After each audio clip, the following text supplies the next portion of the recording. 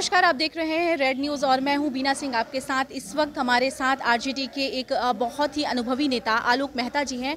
तो सबसे पहले सर बताइए कि आज ये बैठक किस मुद्दे और किस विषय के लिए था?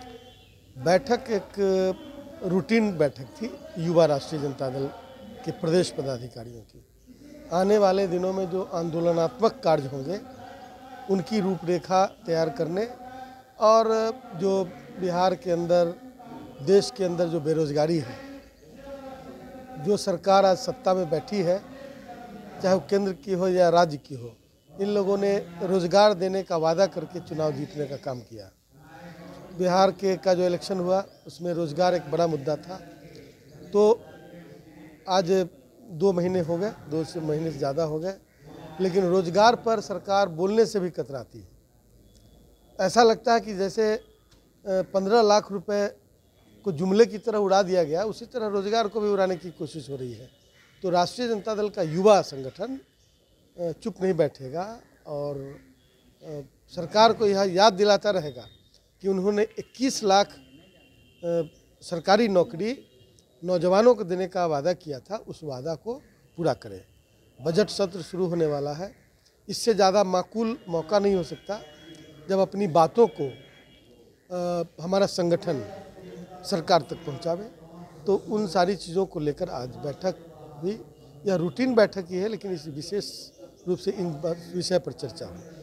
नियोजित शिक्षकों का मुद्दा लगातार तेजस्वी यादव उठाते रहे हैं सर, तो इस पर आगे की रणनीति आप लोगों की क्या होगी? देखिए, नियोजित शिक्षक की तरह नियोजित शिक्षक हैं और भी बहुत तरह के जो कैटेगरी हैं जिसमें नियोजन हुआ, उन सब लोगों के साथ धोखा हो रहा है। तेजस्वी प्रसाद यादव राष्ट्रीय जनता दल की ओर से नेता के रूप में उन्होंने हर ऐसे मुकाम पर उनका साथ दिया है जहां पर उनको साथ मिलना चाहिए था। अब बजट सत्र आने वाला है, मैं समझता हूं कि इस समय आंदोलन और तेज होंगे और हम आंदोलनकारियों के साथ हैं, इसलिए कि जो कुछ भी किया जा रहा है सरकार के द्वारा, वह सिर्फ अपना चेहरा चमकाने की कोशिश सिर्फ हो रही है। कोई टेंजिबल आउटकम नहीं आ रहा है, जो रिजल्ट आना चाहिए था वो आ नहीं रहा है।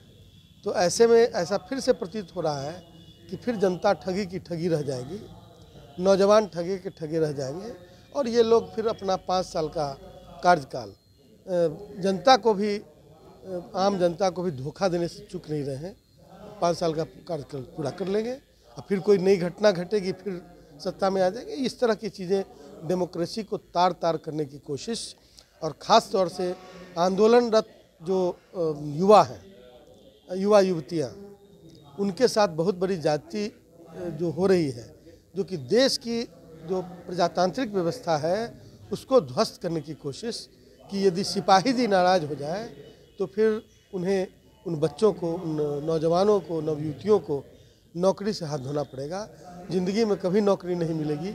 या कोई इस तरह का आंदोलन जो जिसमें सिपाही जी नाराज़ हुए, मतलब कि जो वो FIR करते हैं वो बिल्कुल अव्यवहारिक FIR होता है और उसमें जो आरोप वो लगा दिए, आरोपी सिर्फ होना काफ़ी है।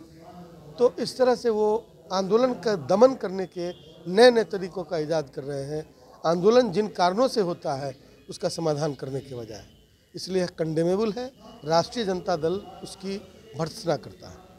कोविड स्कीम सर, अभी फिलहाल का बिहार का जो मुद्दा है वो कोविड स्कीम, जो कि तेजस्वी यादव भी बार बार कहते रहे हैं कि बिहार में जो है कोविड को लेकर एक बड़ा घोटाला सामने आने वाला है, तो उनका आधार क्या है सर? ये कहने आपने पढ़ा होगा कि जो जिस व्यक्ति 2 करोड़ से ऊपर का क्लेम किया जा रहा है लोगों को वैक्सीन, मतलब कोविड टेस्ट, और उसमें जिन लोगों का नाम है सैंपल टेस्ट में कुछ नाम आए जिनका mobile number fake mobile number दिया गया। उनसे जब पूछा गया कि आपको वैक्सीनेशन हुआ है तो वो बोल रहा है कि नहीं, तो हमें तो कुछ जानकारी भी नहीं है, तो अपने जहाँ का पता दिया हुआ वहाँ का कि मैं कभी गया ही नहीं। तो ऐसा प्रतीत होता है कि सिर्फ आंकड़ों का फिर जाल बुना जा रहा है और जनता में के बीच में इल्यूजन पैदा किया जा रहा है। कोविड के सीरियसनेस को मतलब समझने के बजाय और करने के बजाय सरकार सिर्फ ब्लफ देकर और फिर एक पतली गली से निकलना चाहती है। यह बहुत ही कंडेमेबल है और जो लोग इसके लिए जिम्मेवार हैं उनको कड़ी से कड़ी सज़ा की मांग करता हूँ।